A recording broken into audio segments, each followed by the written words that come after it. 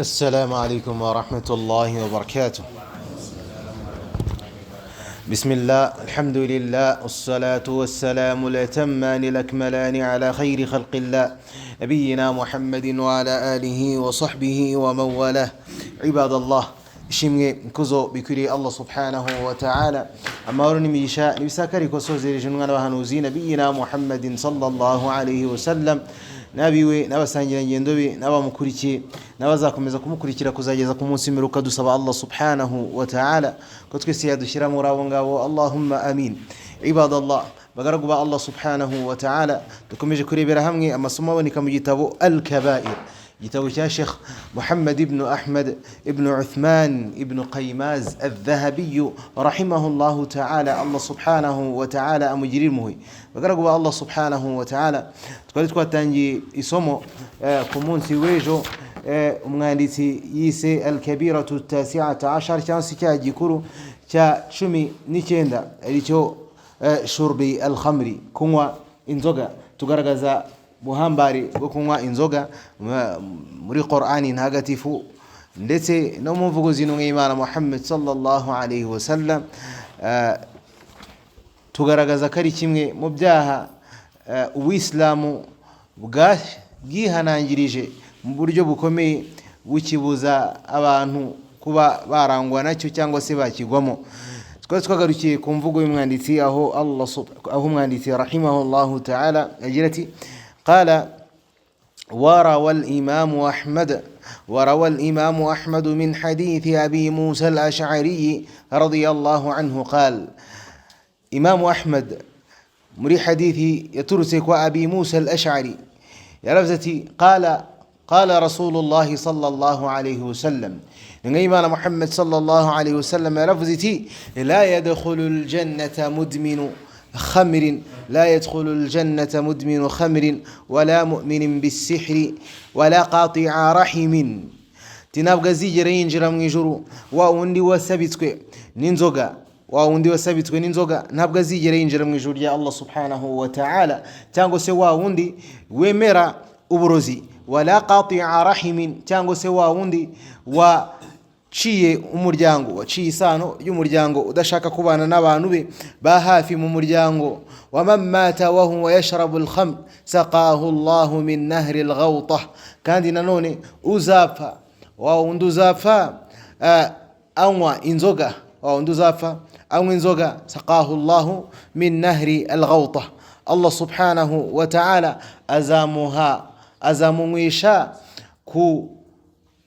azamunywesha mu mugezi witwa ghawtah.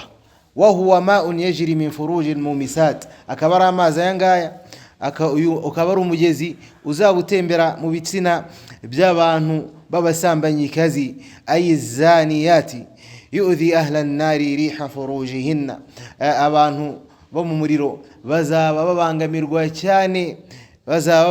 cyane n'umunuko uzabuva mu bitsina by'aba basambanyikazi.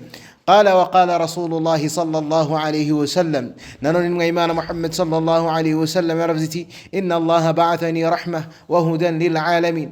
الله سبحانه وتعالى yanyohereje ndi muhe ndetse ndi numuyoboro ku bantu bose. ba'athani li amhaqa al-ma'azif wal mazamir wa amru al-jahiliyyati. Allah subhanahu wa ta'ala yanyohereje kugira ngo nsenye imiziki ndetse nibigendanye nabyo, ndetse nibyo abantu bo mu gihe cy'ubujiji bakoraga. wa aqsama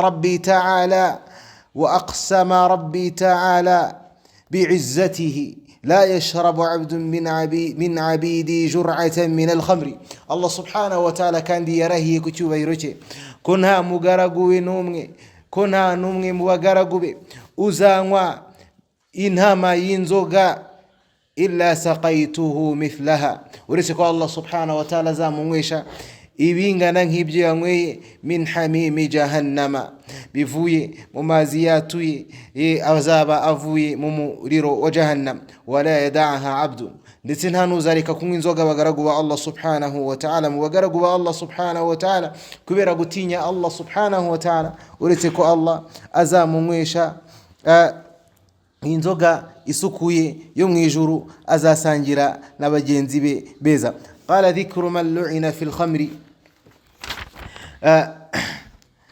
kuvuga abantu ba umwanditsi rahimahullahu ta'ala angaha aba avuga ku bantu bavumwe kubera inzoga, akavuga ati rawa Abu Dawud anna Rasulullah sallallahu alayhi wasallam qala, inna imana Muhammad sallallahu alayhi wasallam ravziti lu'inat al-khamru bi'ayniha, inzoga ubwayo yaravumwe, washaribuha nuyinywa ndetse nuyisukira abandi ndetse nuyigurisha ndetse nuyenga nuyengesha nuyikorera nusaba ko bayimukorera nurya ibivuye muri yo. Ibadallah, bagaragu ba Allah subhanahu wa ta'ala, ndetse turaza gukomereza nanone kuri hadithi y'intumwa y'Imana Muhammad sallallahu alayhi wasallam, aho intumwa y'Imana igira iti man kana fi sadrihi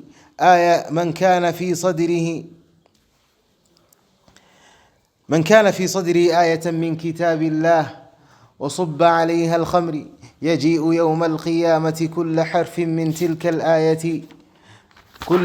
من تلك الآية فيأخذ بناصيتها حتى يوقفه بين يدي الله تبارك وتعالى. umuntu uzaba afite mu gituza cye nubwo waba umurongo umwe wa Qur'an mu gitabo cya Allah subhanahu wa ta'ala, yarangiza akanywa inzoga, uyazaza ku munsi w'imperuka kulla harfin min tilka al-ayati, buri nyuguti yose muri zino aya za Qur'ani yashize mu gituza cye zimufate mu ruhanga rwe, nizirangiza zimuhagarika imbere ya Allah subhanahu wa ta'ala, nizirangiza zimushinje Qur'ani imushinje. Falwayl liman kana al-Qur'anu khasmuhu, ibihano bikomeye kuri wa wundi Qur'ani izashinja, biri kuri wa wundi Qur'ani izashinja ku munsi w'imperuka ko nagashobora kuzayitinda. Qala waja'ani an-nabiy sallallahu alayhi wasallam, nano ni Imana Muhammad sallallahu alayhi wasallam aravziti ma min qaumin ijtama'u ala muskirin fi dunya, nta bantu bazigera bateranira kugisindisha kwisi illa jama'ahum Allah fi an-nar, uretse ko Allah subhanahu wa ta'ala nawe azabakusanyiriza mu muriro. Fayaqbalu ba'dhum ala ba'd, niwarangiza bahure yatalawamuna, batangire kwitana ba mwana. Yaqulu ahaduhum lil akhar, umwe abwire mugenzi wati ya fulan, yewe runaka, la jazaka Allahu anni khayra, Allah naguhingorano zibyiza, fa anta alladhi awratani hadha al-mawrad, ni wowe ungejeje ahangaha ndi. Wayaqulu lahu al-akharu mithla dhalika, nundi nawe amusubiza ryo. Qala waja'ani an-nabiy sallallahu alayhi wasallam, nano ni Imana Muhammad sallallahu alayhi wasallam yaravziti man shariba al-khamr fi ad-dunya, uzanywa inzoga kwisi, min saqahu Allah min summi al-asawidati, uyu nguyu Allah subhanahu wa ta'ala azamuha kunywa cyangwa se azamunywesha mu burozi, azamunywesha ku burozi bw'indyanisha murizo, azamunywesha ku burozi cyangwa se uburozi bw'indyanisha murizo bw'inyamaswa zitwa indyanisha murizo. Icyo kinyobwa azabanyweshaho Allah subhanahu wa ta'ala kizaba gikoze mu burozi bw'indyanisha murizo, ni shurbatun yatasaqatu lahmu wajhuhu fil ina'i qabla an yashrabaha, ni ikinyobwa umuntu azajya afata mbere yo kukinywa, inyama zo mu buranga bwe zimuveho zimwomokeho mbere yo kukinywa. Fa idha sharibaha, namara kukinywa, tasaqata lahmuhu wa jildu, inyama zo mu buranga bwe n'uruhu rwe nabyo bimwomokeho, yata'adha bihi ahlun nar, kugeza ubwo abantu b'umuriro nawe azaba bangamira. Ala wa sharibuha wa asiruha wa mu'tasariha wa hamiluha wal mahmulata ilayhi, ni nkuko nguko bimeze bagaragu ba Allah subhanahu wa ta'ala, kuwazinyweye, wazengesheje, wasabye kuba zimwengera, n'uwazikoreye, n'uwasabye kuba zimukorera, n'urya ibivuye muri izi nzoga, abo bose bazaba bangana imbere ya Allah subhanahu wa ta'ala muri bino bihano. La yaqbalu Allah minhum salatan wala sawman wala hajja, kandi Allah subhanahu wa ta'ala nagazigera bakirira isala cyangwa se igisibo cyangwa se hijja hatta yatubu, kugeza igihe bamaze kwicuriza kwa Allah subhanahu wa ta'ala. Fa immatu qabla at-taubati, nibaramuka bapfuye mbere yo kwicuza kwa Allah subhanahu wa ta'ala, kana haqqan ala Allah an yasqiyahum bi kulli jur'atin sharibuha fi ad-dunya min sadid jahannam. Allah subhanahu wa ta'ala azabanywesha, nibaramuka bapfuye bataricuza, Allah subhanahu wa ta'ala azabanywesha ikinyobwa kizaba gikozwe mu mashyira y'abantu bo mu muriro, wal iyadhu billah. Allah subhanahu wa ta'ala turinde kuba murabo. قال صلوات الله وسلامه عليه نميمان لكم زيرتي ألا وكل مسكر خمر وكل خمر حرام. kandi buri gisindisha cyose n'inzoga yose ahivi kagera n'ikizira. ويدخل في قوله صلوات الله وسلامه عليه كل مسكر خمر. nanone imvugo y'umwimana igira iti buri gisindisha cyose n'inzoga hinjiramo n'ikindi kiyobyabwenge abantu bakoresha aricyo cy'urumogi. قال والحشيشة كما سيأتي الكلام عليها. urumogi nkuko turi buze kwivuga mu kanya insha Allah ta'ala. روي أن شربة الخمر إذا أتوا على الصراط. bivugwa ko umuntu wanyweye inzoga cyangwa se umuntu w'inzoga naramukazanywe kuri sirat ikaba ari ikiraro kizaba kiri hejuru y'umuriro abantu bazanyuraho kugira bajye mu ijuru rya Allah subhanahu wa ta'ala. ubwo azabazanywe ku kiraro cy'umuriro kiri hejuru y'umuriro sirat, yatakhattafuhum az-zabaniya ila nahri al-khabal. abangaba abamarayika bashinzwe umuriro bazajya babakuraho kuri ya sirata, nibarangiza babajyane mu mugezi w'amashyira y'abantu bo mu muriro. فيسقون بكل كاس شربوها من الخمر شربة من نهر الخبال. bamwe kuri uwo mugezi kuri buri gikombe banyoye cy'inzoga. فلو أن تلك الشربة تصب من السماء لأحرقت السماوات من حرها. kandi iki kinyobwa kiramutse kimenwe mu kirere, ibirere byashwanyagurika bikanashya kubera ubushyuhe ndetse n'ubukana iki kinyobwa kizaba gifite. ذكر آثار عن السلف بالخمر. قال رحمه الله تعالى وعن الفضيل بن عياض حديثنا ينفق يتلسك وفضيل بن عياض أنه حضر عند تلميذ له. وفضيل بن عياض يجي كرم مبنيه شوري به ورجي قبفة ورمجيه تشانيما.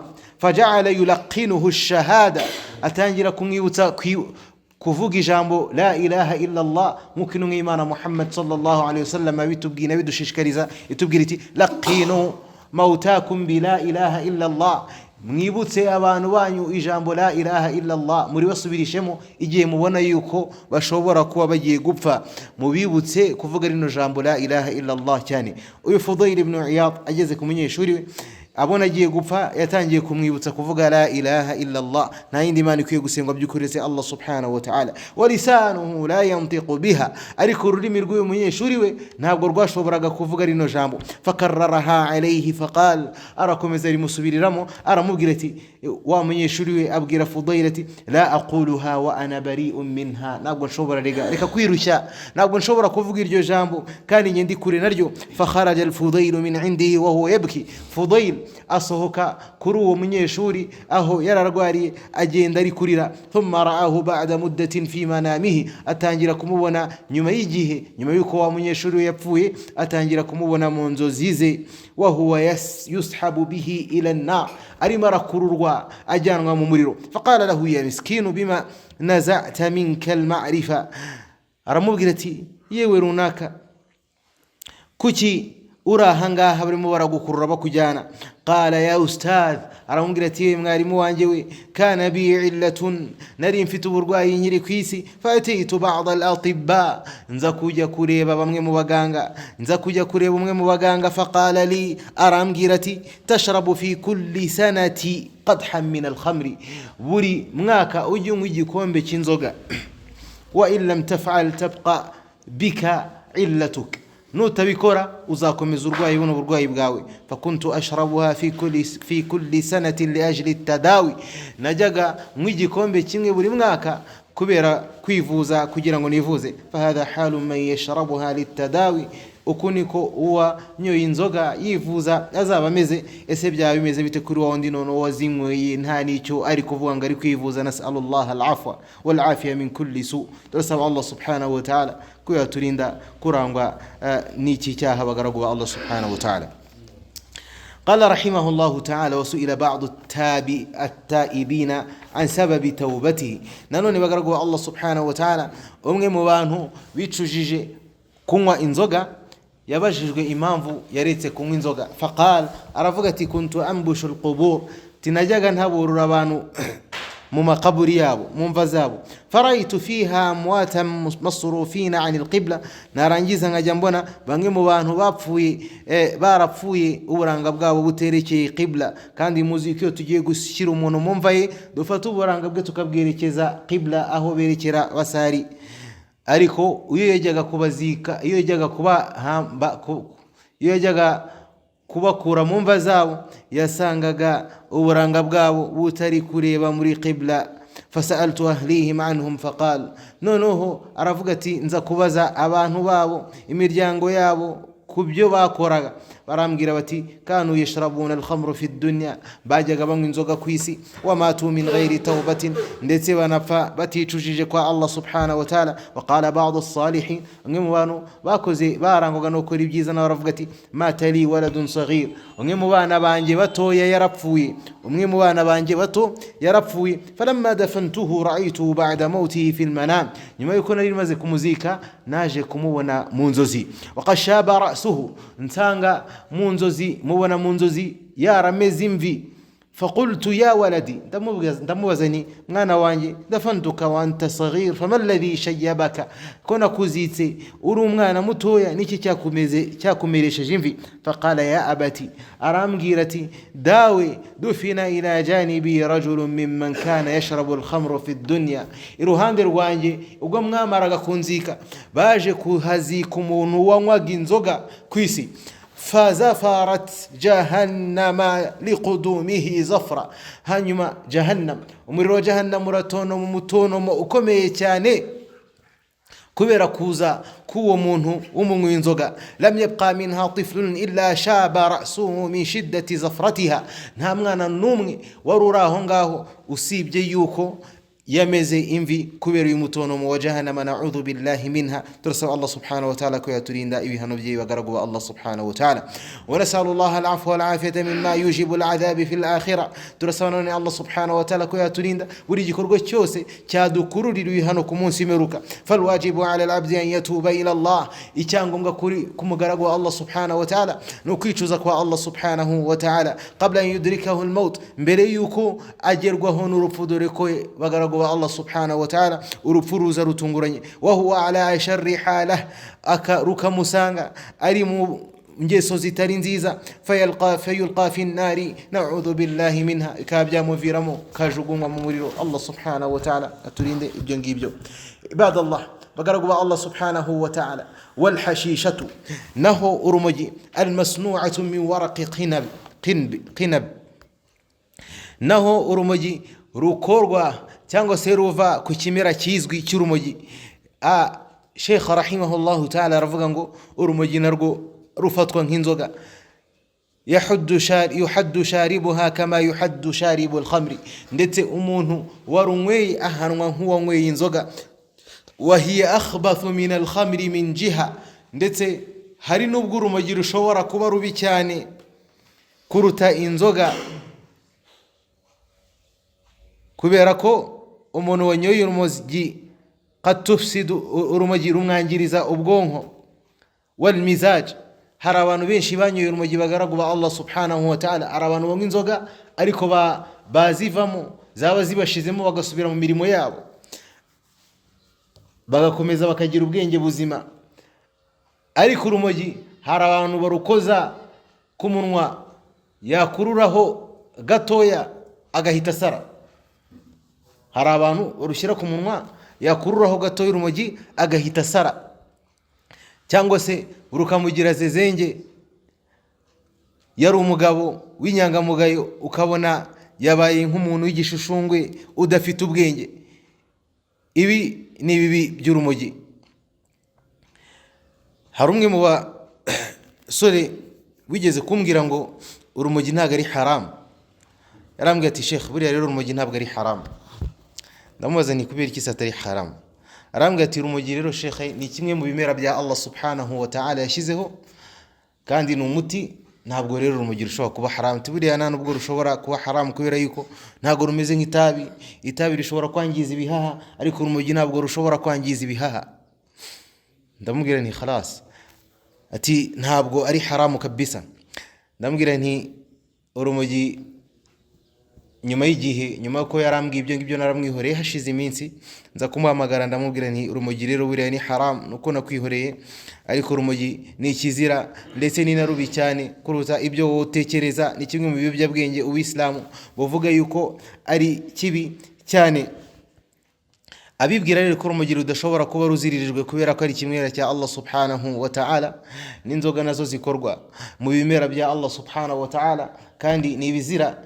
Inzoga nk'urwagwa rumenyerewe mu Rwanda rukorwa mu bitoki, kandi ibitoki ni ibimera bya Allah subhanahu wa ta'ala, natwe tubihinga. Kuba rero ikintu ari ikimera cya Allah subhanahu wa ta'ala, ibyo ntabwo bigikura mu kuba cyaba kizira, ahubwo iyo intumwa y'Imana tugaragarije ko kizira, kiba kizira bya nyabyo.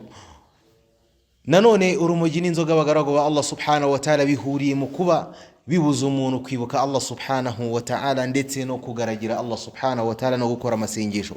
Kuko umuntu iyo yanyoye urumogi akanywa n'inzoga ntabwo ashobora gukora amasengesho ngo ayakorere ku gihe. Ari ubwo ushobora kunywa urwo rumogi rukagusaza cyangwa se rukagusinziriza ku buryo wibagirwa isala zose ntubashe kuzisari, ukaza kuzanzamuka nyuma y'iminsi. وقد توقف بعض العلماء المتأخرين في حدها. Bamwe mu bamenyi bavuba baye nk'abifashe ku bigendanye n'igihano cy'urumogi, wara na aklataha tu'zar bima duna al-hadd. Babona ko umuntu wanyoye urumogi ashobora kuba hari igihano yahabwa cyagenwe n'umwe mu bayobozi b'Uislamu, حيث ظنها تغير العقل من غير طرب بمنزلة البنجي. bagatekereza yuko ibi ngibi ari uko urumogi rushobora kuba rwahindura umuntu, rwatuma umuntu ubwonko bwe bushobora kuba bwatekereza ibindi bukamera nk'ubugize ikibazo ariko budasinze. niko bamwe mu bamenyi babibona. walam yajid lil ulama al muqaddimina al mutaqaddimina fiha kalaman.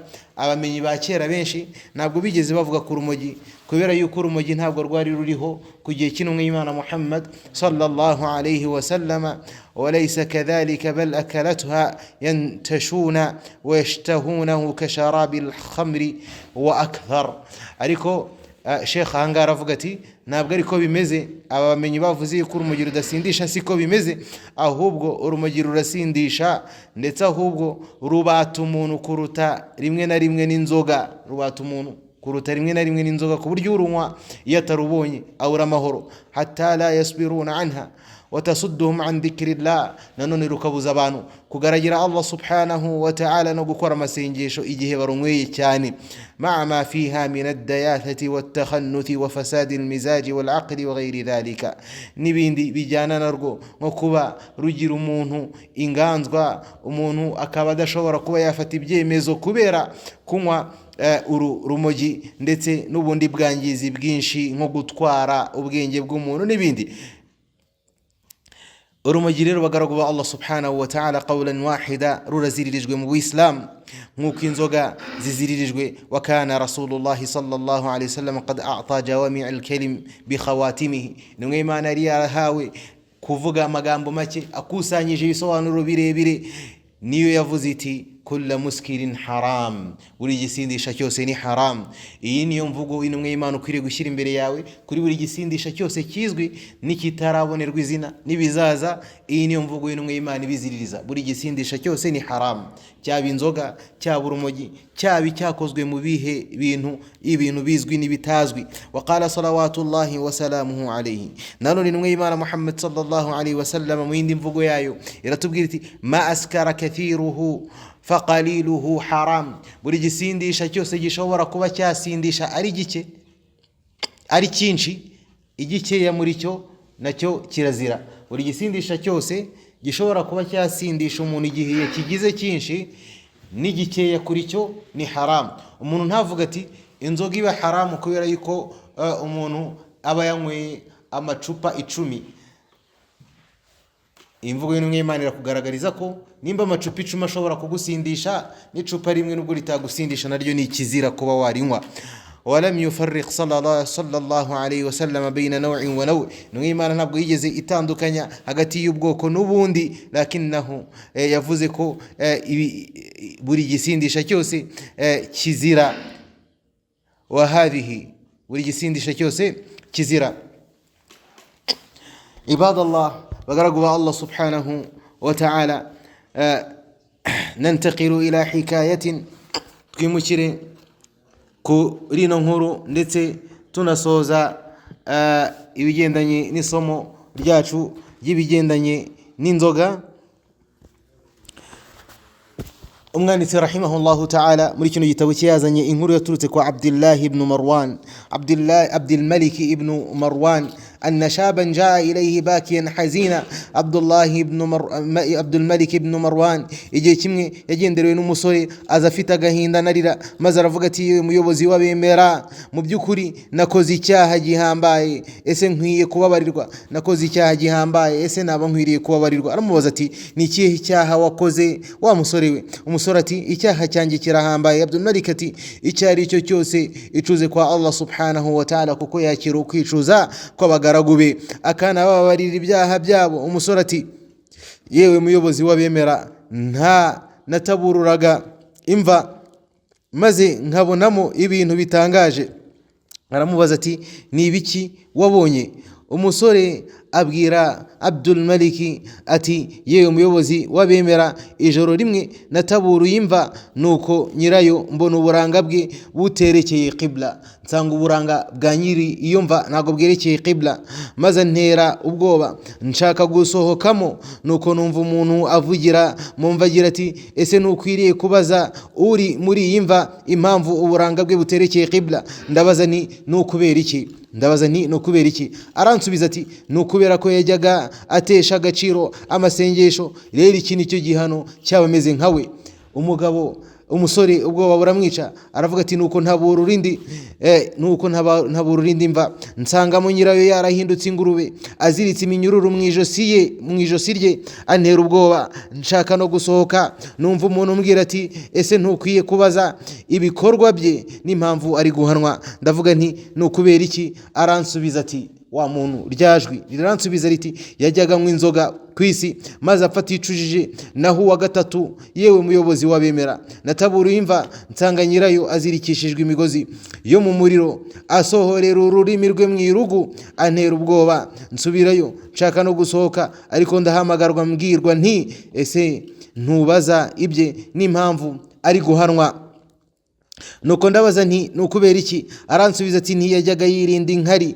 Ntabwo yajyaga yirinda inkari iyo yabaga agiye guhagarara, kandi yajyaga abunza amagambo. Ntiyajyaga yirinda inkari gute? Ni ba bantu bajya kwihagarika no kunyara, yarangiza akanyara inkari zigatarukira ku myenda, wala yubali, ntagire nicyo bimubwira ko inkari ze zagiye ku mwenda we no ku mwambaro we.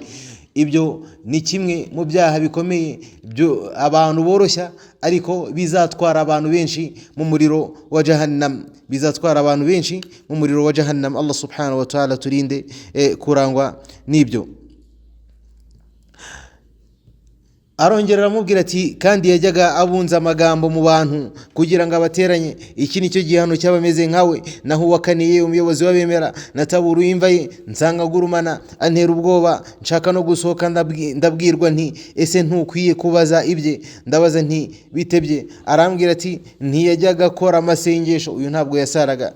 Naho wa gatanu, yewe umuyobozi w'abemera, nataburuye imva nsanga imva yagukiye nyirayo, yaragutse harimo n'urumuri. Nyirayo yaryamye ku gitanda arabagirana, yambaye n'imyambaro myiza, ndamutinya nshaka no gusohoka. Nuko ndabwirwa ni ese nukwiye kubaza ibye n'impamvu afashwe neza? Ndabaza nti kubera icyo afashwe neza? Ndasubizwa nti nuko yari umusore wumvira, wakuriye mu kumvira Allah subhanahu wa ta'ala no kumugaragira. Abdul Malik ahita avuga ati muri ibi harimo inyigisho ku banyabyaha n'inkuru nziza kubumvira Allah subhanahu wa ta'ala. Bityo ni ngombwa ku muntu wageragejwe n'ibibi, ku muntu wageragejwe n'ibi byaha, kwihutira kwicuza kwa Allah subhanahu wa ta'ala no kumvira Allah subhanahu wa ta'ala. Allah dushoboze hamwe namwe, Allah dushoboze twese kumwumvira, tube mu bantu bumvira Allah subhanahu wa ta'ala, anadutandukanye n'ibikorwa by'inkozi zibi. Mu byukuri Allah subhanahu wa ta'ala n'umunyabuntu buhambaye. Wala'alla fi hadhihi kifaya. Twagarukira hanga abagarabu ba Allah subhanahu wa ta'ala tunasoza isomo ryacu ry'uyu munsi. Allah subhanahu wa ta'ala duhe kuba muri babandi bumva bikeya barangiza bakabishyira mu bikorwa. Wallahu ta'ala a'la wa a'lam.